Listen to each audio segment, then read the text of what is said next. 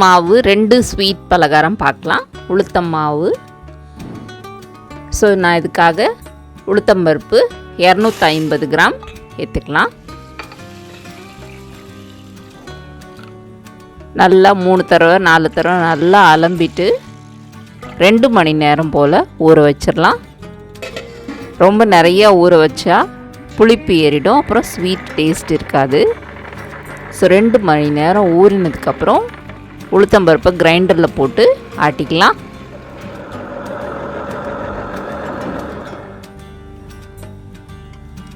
தண்ணி அளவாக விட்டு இந்த மாதிரி ஃப்ளஃபியாக தண்ணியில் மிதக்கிற அளவுக்கு நம்ம மாவை ஆட்டி எடுத்துக்கலாம்.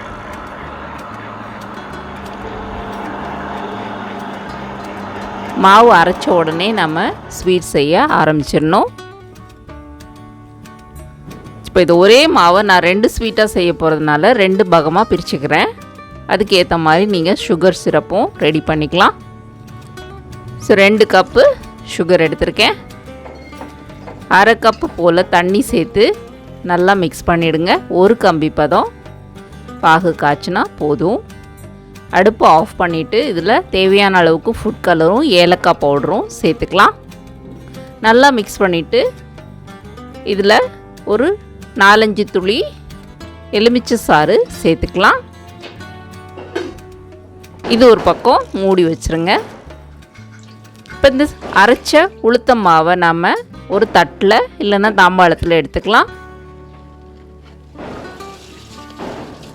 இதை இது மாதிரி பீட் பண்ணுங்கள். ஒரே டைரெக்ஷனில் பண்ணுங்கள், ரிவர்ஸில் வரக்கூடாது, ரப்பர் மாதிரி ஆகிடும். இது மாதிரி ஃப்ளஃபியாக வர வரைக்கும் நல்லா வெண்ணெய் மாதிரி வந்துடும் பீட் பண்ணி எடுத்தால். இதை இப்போ ஒரு பவுலுக்கு மாற்றிக்கலாம்.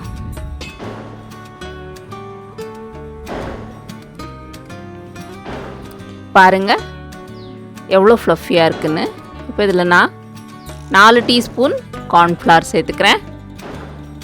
சில துளி ஆரஞ்சு கலர், கொஞ்சம் உப்பு, நல்லா மிக்ஸ் பண்ணிவிட்டு நம்மள்கிட்ட ஜாங்கிரி பிழிகிற மிஷினோ இல்லை இந்த துணியோ இருந்தால் நீங்கள் அதில் வச்சு பண்ணலாம். இல்லைன்னா நான் இன்றைக்கி பால் கவரில் தான் போட்டு செஞ்சு காமிக்கிறேன். நீங்கள் பைப்பிங் பேக்கில் கூட செய்யலாம். ஸோ இது நல்லா சீல் பண்ணிவிடுங்க. ஒரு ரப்பர் பேண்ட் போட்டு இல்லைன்னா நூல் போட்டு நல்லா கட்டிடலாம். இதை எட்ஜில் மட்டும் சின்னதாக ஒரு ஹோல் போடுங்க. ஒரு சர்க்கிள் போட்டுட்டு அது மேலேயே குட்டி குட்டியாக ஜாயின் பண்ணி சர்க்கிள்ஸ் இந்த மாதிரி போட்டுக்கிட்டே வந்தீங்கன்னா ஒரு 4-5 தடவை தண்ணியில் செஞ்சு பாருங்கள். உங்களுக்கும் ப்ராக்டிஸ் ஆகிடும். உங்களால் உங்களோட கலை வண்ணத்தை எவ்வளோ காட்ட முடியுமோ அந்த மாதிரி செய்யுங்க. நம்ம கையால் செஞ்சு வீட்டில் இருக்கிறவங்களுக்கு நம்ம ஸ்வீட் செய்து கொடுத்தா அது ஒரு சந்தோஷம். ஷேப்பு வருதோ இல்லையோ செய்வோமே. பாருங்கள் நல்லா கிறிஸ்பாக இந்த மாதிரி மொறுன்னு வந்ததுக்கப்புறம் நம்ம எடுத்துடலாம். 2 பக்கமும் வேக வச்சு எடுத்துருங்க. இதே போல் எல்லா பேட்சஸும் நாம் பொரித்து எடுத்துக்கலாம்.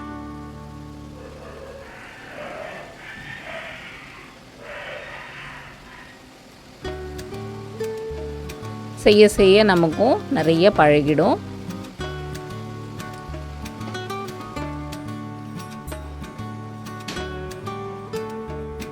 இதே மாதிரி எல்லா பேட்சஸும் பொரித்து எடுத்து நம்ம சுகர் சிரப்பில் போட்டு ஒரு 5 மினிட்ஸ் ஊறினா போதும். 2 பக்கமும் நல்லா ஊறினதுக்கப்புறம் ட்ரேயில் எடுத்து அடுக்கி வச்சிடலாம். இது செஞ்சிட்ருக்கும் போதே வாயில் எச்சி ஊறி பாதி காலி ஆயிடுச்சு. இதுக்கு மேலே நட்ஸு, குங்குமப்பூ இதெல்லாம் தூவி நீங்கள் அலங்காரம் பண்ணி சர்வ் பண்ணலாம். இதுக்கு ஷெல்ஃப் லைஃப்னு பார்த்தீங்கன்னா 2 நாள் தான் ஃப்ரெண்ட்ஸ். ஸோ செஞ்சு அதுக்கேற்ற மாதிரி கம்மியான மாவில் குவான்டிட்டியில் செஞ்சு உடனே சாப்பிடுங்க, என்ஜாய் பண்ணுங்கள். ஸோ இப்போ மிச்சம் இருக்கிற மாவை நாம் அடுத்த ஸ்வீட் செய்ய போகிறது இனிப்பு பூந்தி. இந்த ஜாங்கிரி ரெசிபி பிடிச்சிருந்தா சப்ஸ்கிரைப் பண்ணுங்கள், லைக் பண்ணுங்கள், கமெண்ட் பண்ணுங்கள். இனிப்பு பூந்திக்கு நான் 1 கப்பு மைதா அந்த உளுத்தம்பருப்பு மாவுலேயே நம்ம சேர்த்துக்கலாம். 1 கப்பு கடலை மாவு, கொஞ்சோண்டு ஃபுட் கலர் எல்லோ கலர் சேர்க்குறேன், கொஞ்சம் சால்ட்டு. இந்த மாவெல்லாம் சேர்த்ததுனால கொஞ்சம் தண்ணி சேர்க்கும்படியாக இருக்கும். ரொம்ப வாட்டரியாக இல்லாமல் ரொம்ப கெட்டியாக இல்லாமல் தோசை மாவு பதத்துக்கு நம்ம இதை கரைச்சி எடுத்துக்கலாம். பூந்தி போடுற கரண்டியில் இதை வச்சு நம்ம இது மாதிரி தேய்க்கும்போது நல்லா உருண்டையாக குண்டு குண்டாக பூந்தி வரும். பொறுமையாக செய்யணும். உங்களுக்கு கலர் பிடிக்கலைன்னா நீங்கள் ஸ்கிப் பண்ணிடலாம். டேஸ்ட்டில் ஒரு டிஃப்ரென்ஸும் இருக்காது. இந்த பூந்தி சாதாரண கடலை மாவு அரிசி மாவு பூந்தியை விட கொஞ்சம் வித்தியாசமாக இருக்கும். ரொம்ப டிரான்ஸ்பரண்ட்டாக ஜூஸியாக ருசியாக இருக்கும்.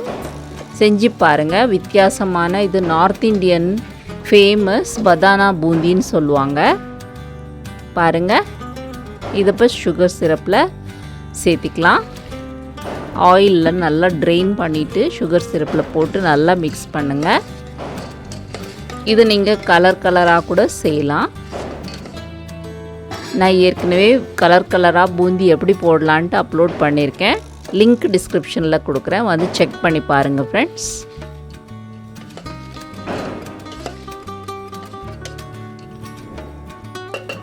இந்த மாதிரி உருண்டையாக குண்டு குண்டாக இனிப்பு பூந்தி நீங்களும் செய்து நட்ஸ் எல்லாம் போட்டு டெக்கரேட் பண்ணி கார்னிஷ் பண்ணி உங்கள் வீட்டில் இருக்கிறவங்களுக்கெல்லாம் கொடுத்து மகிழ்ச்சியாக இந்த தீபாவளியை கொண்டாடுங்க. Happy Deepavali to all. Deepavali வாழ்த்துக்கள்.